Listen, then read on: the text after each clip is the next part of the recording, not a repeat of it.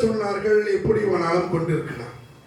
அவர் சிலுவையில் மறிக்க வைத்த காரணம் என்ன? சிந்தித்து பாருங்கள்.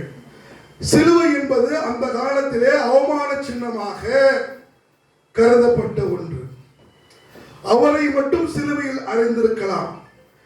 இரண்டு பக்கமும் இரண்டு கள்வர்களை சிலுவையில் அறைய விட்டு கொண்டிருக்கிறார்கள். இதுக்கு என்ன அர்த்தம்? இயேசுவை அவமானப்படுத்த வேண்டும், ஒரு திருடனாக அவமானப்படுத்த வேண்டும். அதற்காகத்தான் இரண்டு கள்வர்களை அந்த இடத்திலே அறைந்து கொண்டிருக்கிறார்கள். அப்ப சிலுவை என்பது அவமானத்தின் சின்னம்.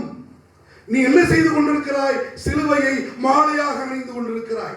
நீ என்ன பண்ணி கொண்டிருக்கிறாய்? சிலுவையை மணியாக கோர்த்து அவரை தொங்கப்பட்டு விட்டு கொண்டு தங்கத்திலும் வெள்ளியிலும் சிலுவையை அங்கத்திலே மாட்டிக்கொண்டு அவரை அவமானப்படுத்துகிறாய், அவமானப்படுத்துகிறாய், அவமானப்படுத்துகிறாய். Hallelujah.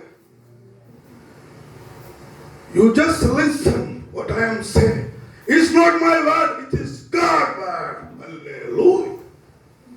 அவரை நீங்கள் அவமானப்படுத்திக் கொண்டிருக்கிறீர்கள்.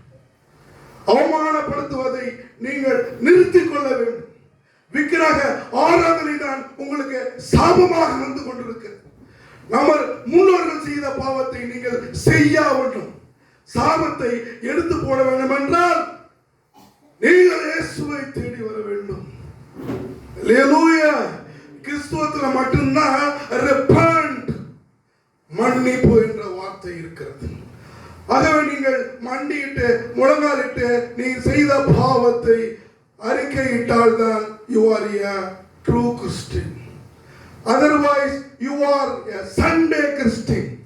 ஞாயிற்றுக்கிழமைக்கு மட்டும் வந்து நீ கிறிஸ்துவனாக காட்டிக்கொள்வதாக அர்த்தம் ஐயா. அல்லேலூயா. எல்லாம் புரிஞ்சுக்கணும். ஆண்டவர் என்ன சொல்ல வருகிறார்? நீங்கள் வேதத்தை தியானிக்கும் பொழுது அந்த வரிகளிலே தியானித்துக் கொண்டே இருக்க வேண்டும். ஆத்ராமோ இன்னைக்கு 25 நீங்க எடுத்து வாசிக்கிறீங்கன்னா ஆண்டவர் என்ன சொல்ல வராருன்னு அப்படியே தியானிச்சுக்கிட்டே இருக்கணும்.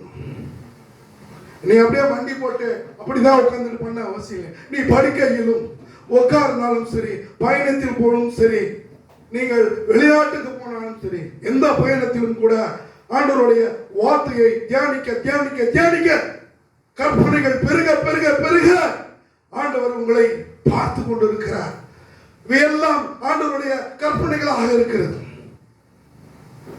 ஆண்டவர் அப்படியே உட்கார்ந்து இருந்தா பிளைட் கண்டுபிடிச்சிருக்க முடியுமா? அப்படியே உட்கார்ந்து இருந்தா ட்ரோனை கண்டுபிடிச்சிருக்க முடியுமா? அப்படியே உட்கார்ந்து இருந்தா எதிரில் வர அந்த ராக்கெட்டை கீழே கொண்டு பாண்டியடிகள் கொண்டு அழிக்கிறார்களே, இவையெல்லாம் ஆண்டவர் கொடுத்த ஞானம் ஐயா. அல்லேலூயா. இரண்டால் ஆண்டவர் கற்பனையாக உங்களிடத்தில் விதைகளாக வசனத்தை விதைத்து விதைத்து விதைத்து ஒரே மாதிரியான ஒரு வசனத்தை கொண்டு அலங்காரமாக பேசிக்கொண்டு இந்த ஞாயிற்றுக்கிழமையை கடத்தி கொண்டு உங்களை இருக்கவில்லை. நீங்கள் தகுதி உள்ள ஒரு நபர்களாக கிறிஸ்தவர்களாக நீங்கள்லாம் மாற வேண்டும் என்று ஆண்டவர் சொல்லுகிறார். எல்லாம் கடைபிடிங்க, கிறிஸ்துவ பிள்ளையாக மாறுங்க. நீங்க ஜெபிச்சு சுகமளிக்கும் வல்லமையை நீங்கள் பெற்றுக்கொள்ள வேண்டும் என்பதே ஆண்டவருடைய விருப்பமாக இருக்கு. மலையே பெயர்ந்து போகணும், அதான் விசுவாசமான ஜெபம்.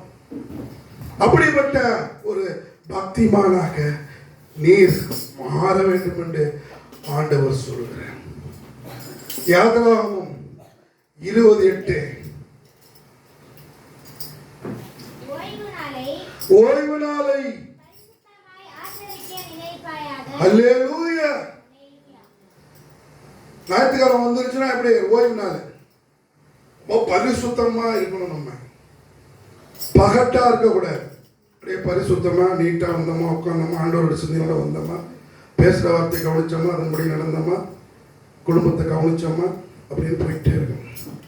பரிசுத்தம் என்று நீங்கள் நினைத்துக் கொண்டு வருவாயாக. நீ எதெல்லாம் செய்யக்கூடாது ஆண்டவர் சொல்கிறார். யாத்ராகமம் 20:13 அப்படியே கடகடன்னு வாசிட்டு வாங்க.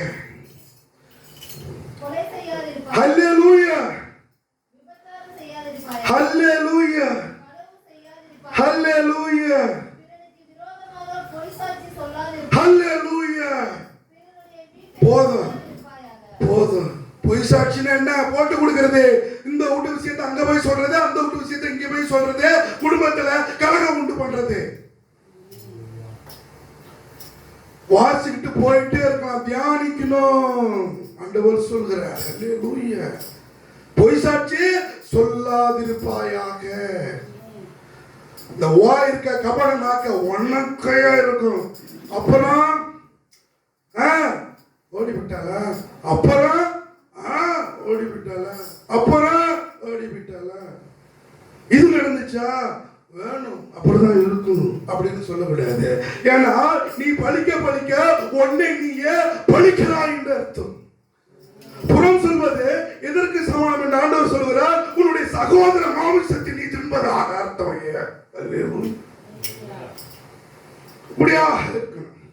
இப்படியாகத்தான் இருக்கணும் என்று ஆண்டவர் சொல்கிறார்.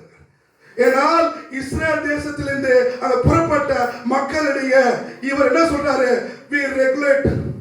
நீ போகிற தேசம் உன்னோட காவலி பருவம் அதிகமா இருக்காங்க கானான் தேசத்துல.